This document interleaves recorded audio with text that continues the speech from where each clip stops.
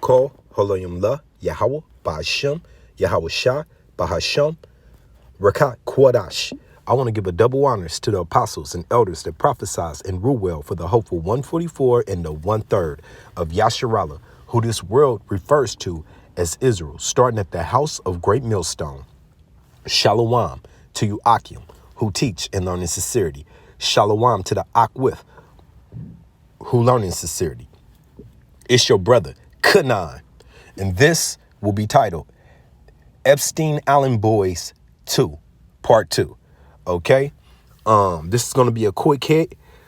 I came across this video with Alan Dershowitz, wicked ass lawyer, and you know he's part of this list, and he's trying to jump ahead and think that he's not going to catch hell, which he probably won't, not on this side at least, because you know that's what we're going to get these scriptures to further back that up.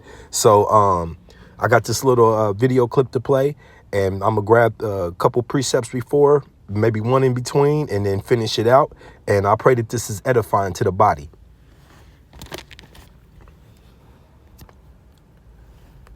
This is the book of Psalms 73, verse 5. They are not in trouble as other men. Who is they? The wicked. Who is the wicked? Job 9:24. The earth is given into the hands of the wicked. Okay? At this point, if you have eyes to see, any type of understanding in your mind, you should see the earth is ran by Edom, the so-called white man, self-proclaimed white man, the biblical red man. Okay, wasted away is he. All right.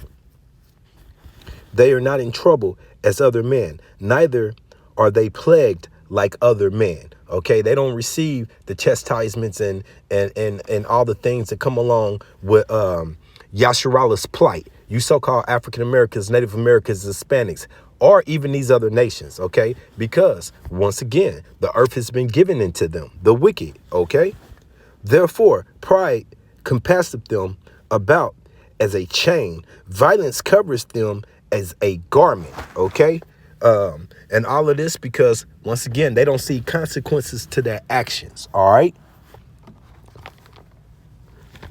this is the book of Obadiah, one chapter, and we're going to verse 6. How are the things of Esau searched out? How are his hidden things sought up? I always say this. It starts with Yahweh Ba'ashem Yahweh Shai putting that spirit on Aqua Bivens, then through such man like King Mashah, all the way to the representation of Yasharallah today, the elder apostles of Great Millstone, the elders of Great Millstone, the Akim, the like-minded men preaching this truth, bringing it out. Bring it out. And that's what we do, along with the tools like what I'm using right now, this internet that's going to go about this lesson to go abroad to whoever clicks on from sea to sea. OK, so Yahweh Ba'ashem Yahweh Shai has set this up. He's set up the appointed time to bring this demon down, the wicked. OK, they've had their appointed time. All right. So once again, this is Obadiah 1:6. How are the things of Esau searched out? Through the will of Yahweh Ba'ashem Yahweh Shai. How are his hidden things sought up? Because, you know, with all his power, he thinks that he can hide everything or just, you know, overlook it. All right. Here we go again. This is the fair use copyright. OK. 107. I have no intentions of selling any product. This is all for educational purposes. Now, the purpose of me playing this video is not only for you to hear what this wicked man is saying, but I took the time to open up the comment and please read them. I scrolled through them slow enough for you to read them. Nobody's agreeing with this demon. OK, the gig's up. The cat's out the bag, as they would say.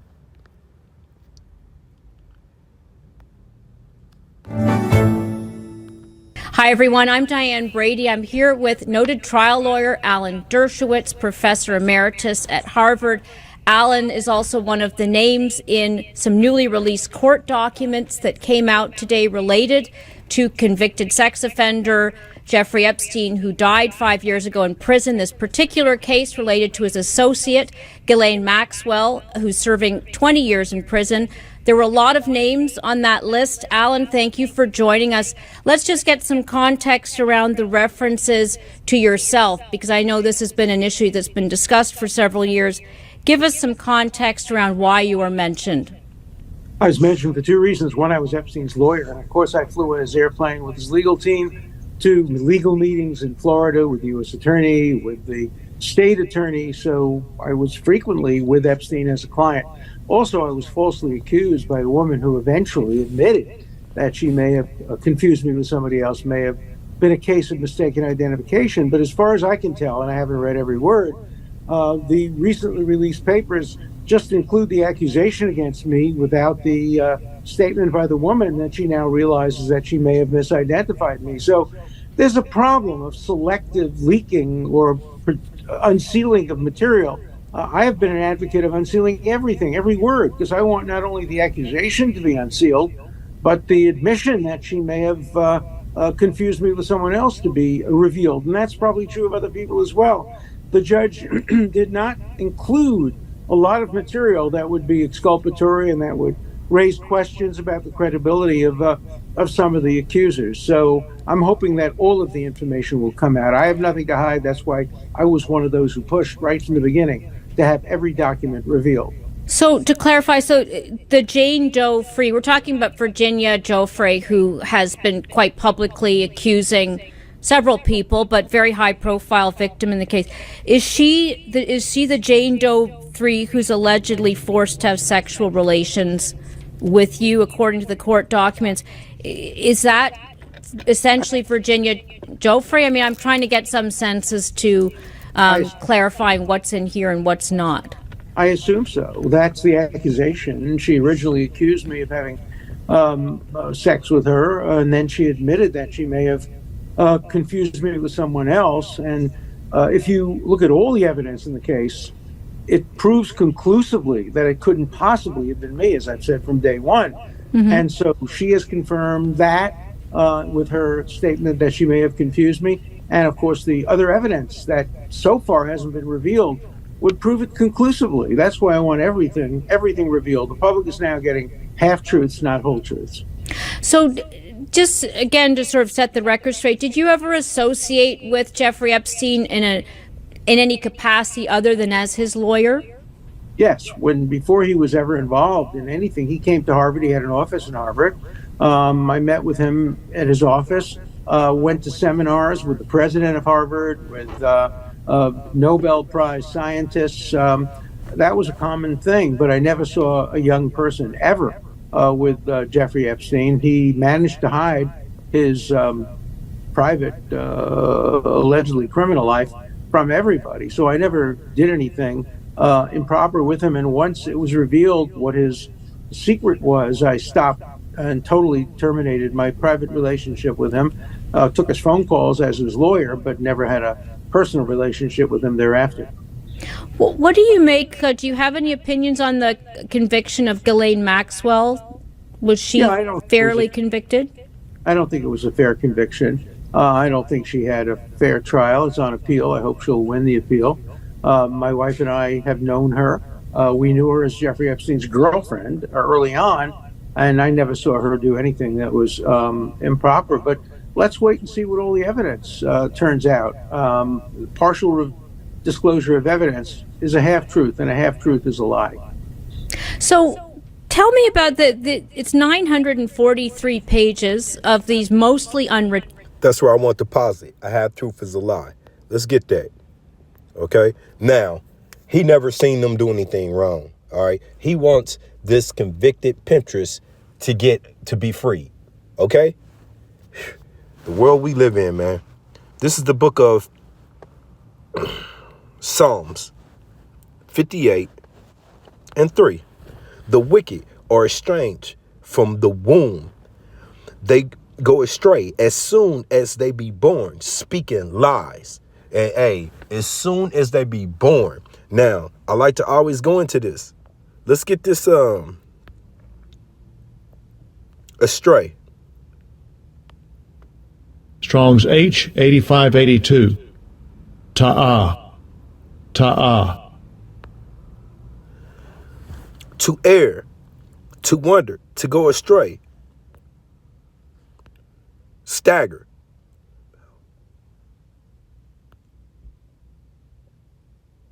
Okay? Now, I may go get this because astray.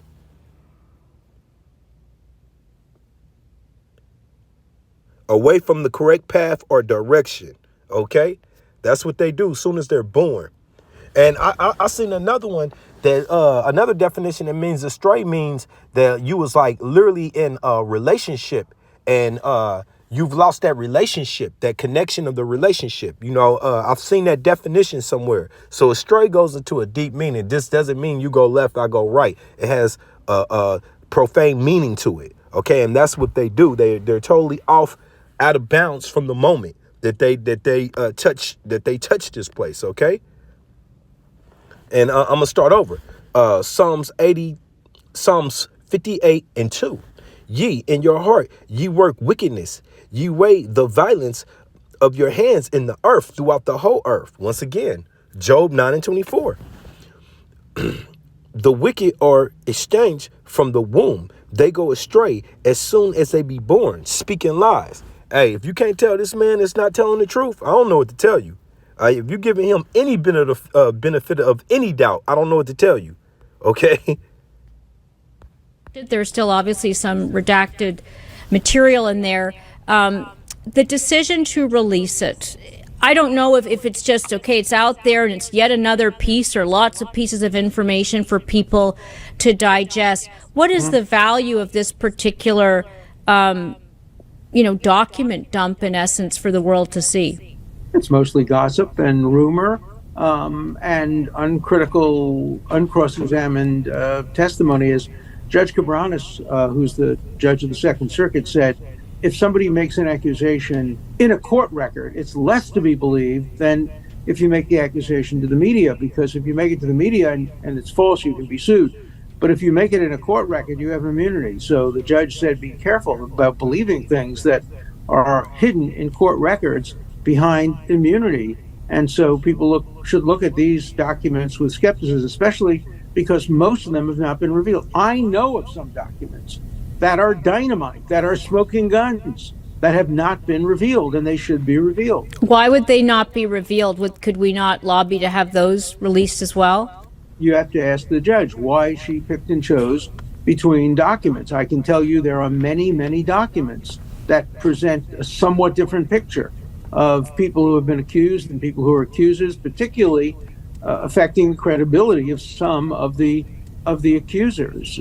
There's one particular woman who had emails to the New York Post in which she said she had videotapes of Hillary Clinton and Donald Trump having sex with underage boys and girls. And that's in there, that's in the file. And that should be revealed, because she ultimately admitted, this person, that she made the whole thing up. And yet, as far as I know, that hasn't been revealed. And so people make a mistake by assuming that one person, this is, by the way, not Gouffre, some other person, may be telling the truth when she's admitted that she hasn't. But we have to make sure that all the admissions and all the contradictions are revealed as well. Can I ask, we're talking about the now settled defamation case of Virginia Giuffre. I'm saying her name. You seem reluctant to say her name. Is there a legal reason for that? Just because I'm coming at this as an amateur and you're in the field, is there a reason why we don't mention her name, or you're not mentioning her name? Well, you're free to mention her name. I'm constrained by to mention her name, but you can mention her name. Okay, so I wasn't aware that you were constrained, so that clarifies it. And would all of the allegations in these claims, are they related to some of the claims that accuser has now retracted? Because she did very publicly retract the claims against you. Well, all I'm prepared to say is I thank her for finally acknowledging that she may have confused me with someone else, that it may have been a mistake of identification. She made my life and my family's life, my wife, my children, my grandchildren, very difficult until she finally came forward. But I want to commend her for coming forward and finally acknowledging that she may have made a mistake that was very costly to me and others. What, if anything, are the repercussions of this particular? I mean, I don't want to make, obviously there's a lot of news because there's a lot of curiosity, to your point, gossip and otherwise. Are there any other consequences to this particular release of court documents about a case that was settled several years ago? Yeah, I think that prosecutors will be combing through the materials to see if there's anything that could form the basis for a criminal prosecution. And if so, fine. Criminal prosecution has the virtue, at least, of presenting all sides of the issue. A selective document dump can be very, very unfair and misleading. And so I'm hoping everything comes out. From day one, I wanted everything to be released because I have nothing to hide. I did nothing wrong. From the first day I met Jeffrey Epstein till the day he died, I never had any relationship with any woman other than my wife. And there are, many witnesses to that, and many witnesses that I was able to produce, documents and others that, disproved any allegation against me. But then finally the woman came forward and said that she now knows that she may have mistakenly identified me. So I would hope that would get as much prominence as the accusation. But in the world we live in, the accusation appears on page 1, and the recognition that it may have been based on mistaken identity appears after the weather on page 28. Have you looked through this latest tranche of documents yourself, Alan? I have not just relied on what the media said. I've been traveling. I just argued a case this morning, so I've been very busy and tied up, but I haven't had a chance to read all the documents, and probably I will at some point. But I do know what was said about me. Most of it, by the way, has been said before, but it just gets put back. It gets resurrected. It I gives understand. me an obligation to correct the record, which I feel I have an obligation to do. There are a lot of other people. I know you're not advising, but Clinton, Prince Andrew, there's numerous names, Cameron Diaz in various capacities. What advice, how should they be looking at this? Because obviously you've been through this, you've actually been to court with this. Some of these people have not. What advice do you have? If you have nothing to hide, fight back. If you have something to hide, well, that's different. And one of the reasons I was able to fight back so effectively and so vocally was because I have nothing to hide. I've done absolutely nothing wrong in my life relating to any sexual misconduct or anything of that kind. So when I was asked questions on deposition about my sex life, I was happy to answer them. And I volunteered to testify and tell the truth. I've never refused to answer a question about this case because I have nothing to hide. If you have something to hide, you have to react very differently. Anything else that you think is important to add about this particular moment in time? And obviously this Ghislaine Maxwell, to your point, has an appeal, but what else?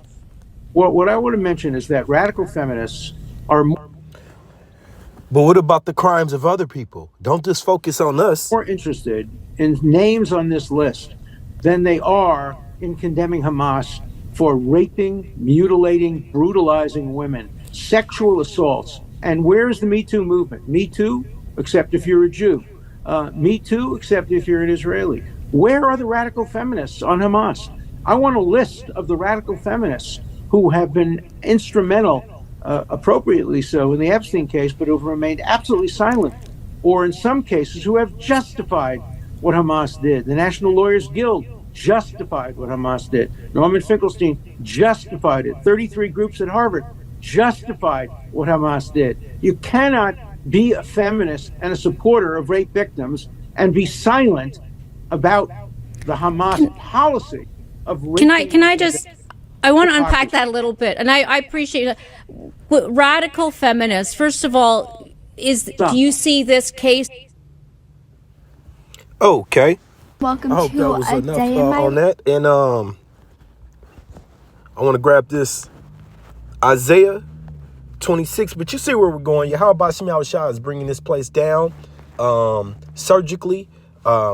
It's his movie, and it's playing out beautiful because we know that these scriptures are alive, living water, and no, you can't take nothing or add anything from it. And just as Yahweh Shemyaw Shah plant this and will this to happen, it's happening. Okay, this is Isaiah 26. And if you read those comments, nobody was buying his bullshit. And yeah, you see all those shoulder ups he did? Surprised his nose didn't grow like Pokio. Isaiah 26:10. Let favor be shown to the wicked, yet will he not learn righteousness. In the land of uprightness will he deal unjustly, and will not uphold the majesty of Yahweh Bashim Yahushai. And Salaki, I gotta read that over. Isaiah 26:10. Let the favor be shown to the wicked, yet will he not learn righteousness. In the land of uprightness will he deal unjustly, and will not behold the majesty of Yahweh Ba'ashim Yahushai. Majesty. Let's get it.